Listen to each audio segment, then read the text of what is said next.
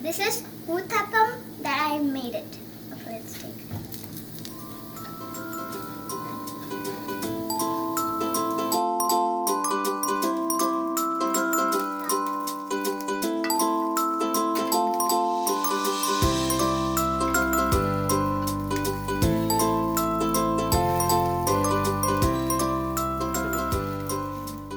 Uthappam, that next video you can see that.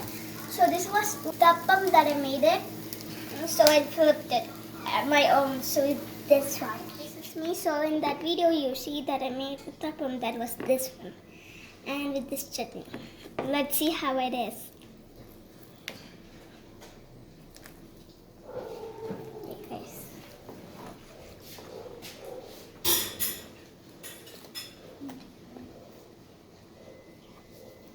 It's nice and crispy.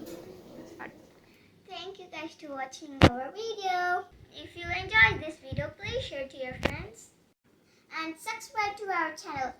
Thank you.